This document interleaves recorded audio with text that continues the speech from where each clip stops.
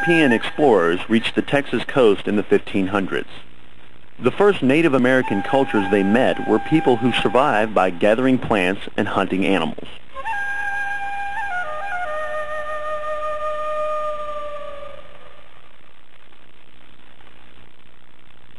The Karankawa, or Karankawa, lived along the central coast of Texas from Galveston Bay to Corpus Christi Bay.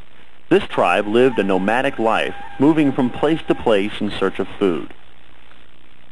The lush marsh lands of the Gulf Coast provided a variety of water plants, game and sea life, but only in certain seasons of the year.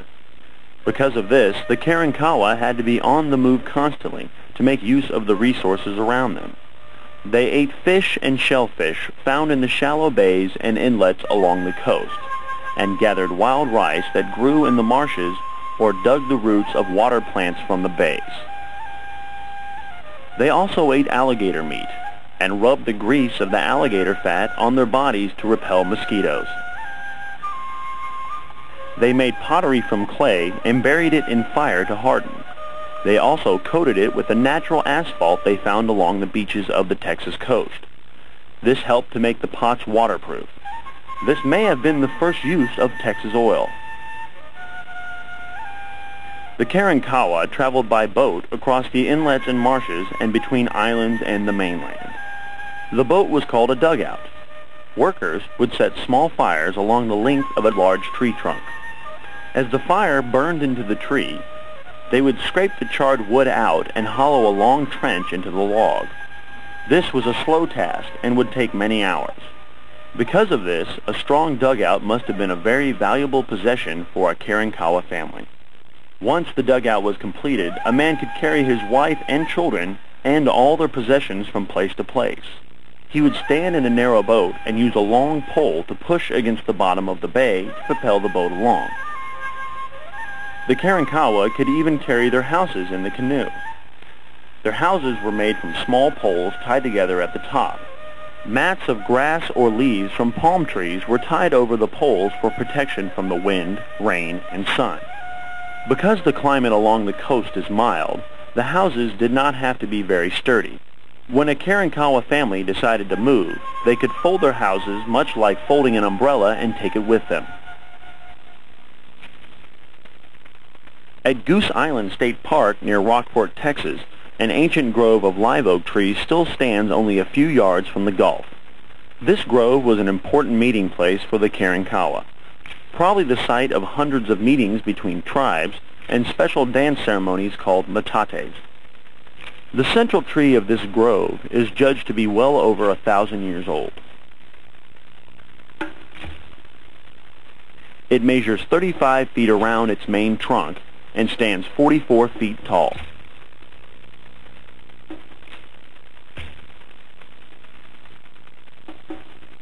Imagine how many hurricanes this grove of trees, all bent and twisted by the winds, has withstood in that 1,000 years.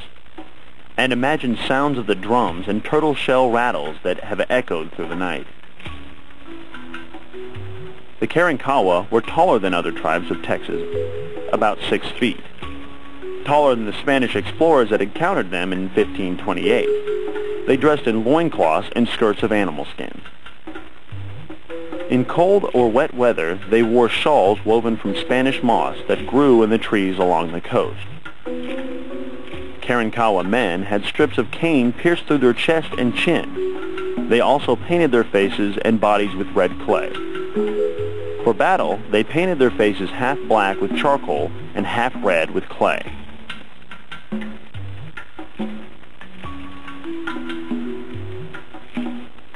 The men hunted deer, bear, and birds with a bow that was as long as the hunter was tall. And their aim was accurate over a long distance. They also shot fish, alligator, and sharks with bows and arrows. The Karankawa lived in small bands of family members. In this way, each small group could find food enough for their family. They adapted well to the rich marshlands of the central Texas coast.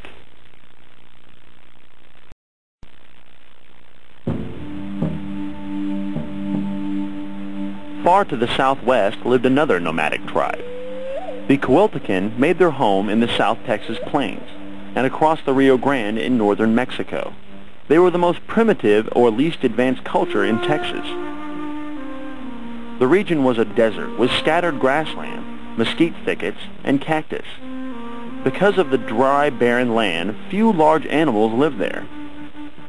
The Coeltecans moved constantly in search of food. Deer, javelina, and rabbit were found in limited numbers. Often, the Coeltecans depended on snake or lizard for food. They also ate mesquite beans and cactus fruit called tuna for a large part of their diet. In times when food was especially scarce, they ate ants and other insects. The Coeltecan lived in small family groups so that the limited food they could find would feed their band. When a larger animal, such as a deer or javelina, was spotted, the group would surround the animal and close in from all sides. If only 1 or 2 hunters found a deer, they would begin to chase the animal and keep it running until it fell from exhaustion. Because of this, a Coeltecan hunter prided himself on being able to run for days without stopping. The Coeltecan fished with bow and arrow. They would plant a burning torch on the shore to draw in the fish and shoot as many as possible. When there had been a good hunt or a big harvest of plants, they would gather with several other bands and hold ceremonies like the Karankawa called matates. At these gatherings, marriages would be arranged and special ceremonies of leadership would be held.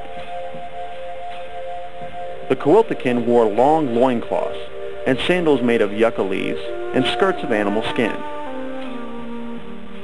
They cut small animal skins, such as rabbit, into strips and wove them together to make shawls. Their houses were only small huts of branches pulled together and covered with animal skins or grass mats. And each day they moved again in search of food. The Coeltecans were the most primitive or least advanced culture in Texas.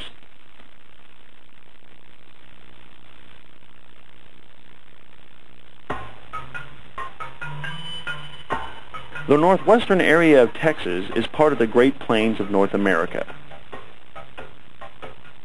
This vast grassland stretches all across the center of the continent, from Canada to Mexico. It is a land of few rivers and almost no trees. In the years before the Spanish explorers came, many different tribes lived along the edge of the plains and hunted the huge herds of bison or buffalo that migrated or moved north and south with the seasons across the plain. The tribes of the southern Great Plains were the Apache, the Tonkawa, the Kiowa, and the Comanche. All of these tribes had certain customs in common. All depended mainly on the buffalo for their food, clothing, tools, and housing. Each tribe also hunted smaller game like deer, turkey, antelope, and bear, and all gathered wild plants, roots, and berries. Each of these tribes moved from place to place in search of these foods, and all ventured out into the Great Plains to hunt the buffalo. Often, the religion of these tribes centered around prayers to bring the buffalo back to their land and prayers that the hunt would be successful. The entire tribe was involved in the slaughtering of the buffalo and preparing the meat. The women stripped the meat into small pieces and dried them in the sun to make jerky. Also, dried meat was pounded into a powder and mixed with animal fat, nuts, and berries to make pemmican. This mixture was stored in the intestine casing from the buffalo or in leather bags to preserve it. Each of these tribes lived in buffalo hide teepees. Each tribe had special symbols or markings for their houses, but the basic design was the same. A number of long willow poles covered with tanned buffalo skins. The women had the job of putting the teepees up and taking them down when the tribe moved to a new location. Funerals for the Plains tribes were handled in an unusual way. They were always traveling, so if someone passed away on a trip, they didn't have much choice but to bury them along the trail, wherever they happened to be. They couldn't take the body home to the village because they never had permanent villages to go to. So they dressed the bodies, wrapped them in buffalo hides, placed them up high just out of the reach of animals. All the personal belongings are sent with them for the spirit world. It's just a new life ahead, so you need to have your most prized possessions along with you. Similar to Egyptian beliefs, take everything to the afterlife. Now, these were not set on fire like you see in movies. That's just special effects from Hollywood. Very few tribes believed in cremation. But after a male member of the family went on a vision quest where they prayed and fasted and meditated, they'd go through a sweat lodge. They'd receive a vision that let them know the spirit had made the transition to the new world. When that happened, the family could return here, take the body down and bury it. A council of chiefs made decisions for the tribe. Each chief had different duties. One might be a war chief because he had proven himself brave in battle. Another might plan the hunt because he had shown his skill as a hunter. Each chief was allowed to speak in council, and decisions were agreed on by the group. The elders, or oldest members of the tribe, held important positions in the decision-making process. In 1540, the Spanish explorer Coronado marched north from Mexico searching for the 7 golden cities. He brought with him an animal never before seen in the New World, the horse. When Coronado and other explorers found no gold, they abandoned their search and returned to Mexico. But what they left behind proved to be much more valuable to the Plains Indians than any gold the Spanish had ever hoped to find.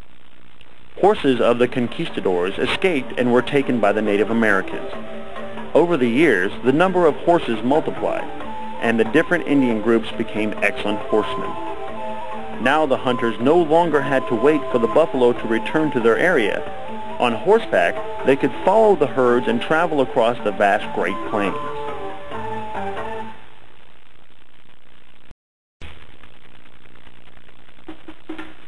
The Apache lived on the Edwards Plateau and westward into the mountains and basins region. Sometimes these tribes lived in one place for a long time in houses of tree branches called wickiups. These houses were built of mesquite or sotol branches and often covered with animal hides. All cooking and work was done in the center of the village, and the wickiup was used as only the sleeping quarters. The women and children slept inside the hut, and the man slept in the doorway to guard his family. Sometimes the Apache planted corn, but often they did not stay in one place long enough to harvest the crop. After they acquired horses, most tribes stopped farming and followed the buffalo herds. On these long hunts, buffalo hide teepees were used. Apache warriors let their hair grow long on the right side, sometimes never cutting it. On the left, they cropped their hair off short above the ear and wore many earrings. Apache men plucked out all facial hair, including eyebrows and lashes.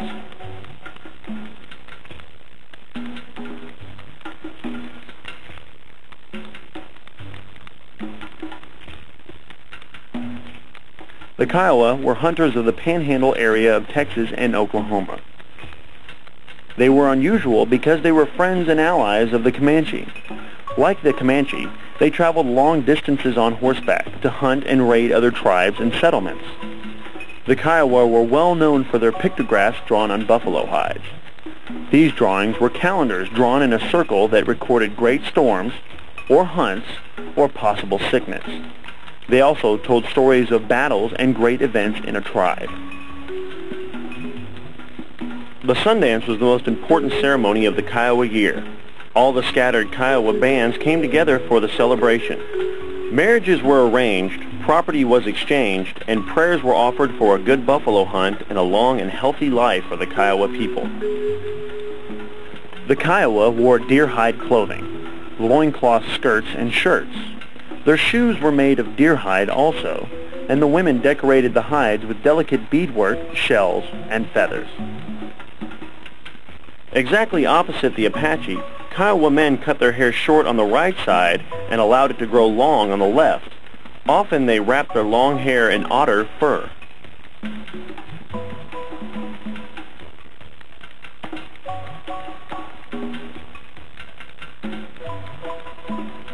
Of all the Texas tribes that hunted the buffalo on horseback, the most powerful were the Comanche. This group became the most famous and the most feared of the southern plains. The Comanche came late to the Texas Panhandle from the foothills of the Rocky Mountains in Colorado.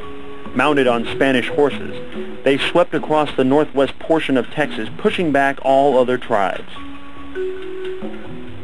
The Comanche hunted the buffalo like all other plains tribes, but they were known for their superior horsemanship. A hunter would ride close to a buffalo at full gallop, firing arrows as he rode. Like other tribes, they wore loincloth and skirts of tanned animal hide. The warriors adorned themselves with feathers and painted their faces and bodies to give them strength and cunning for the hunt.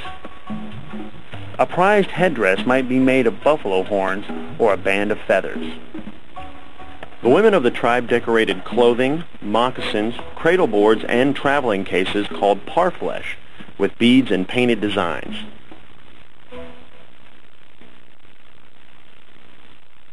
These tribes survived in a land that early Europeans called the Great American Desert.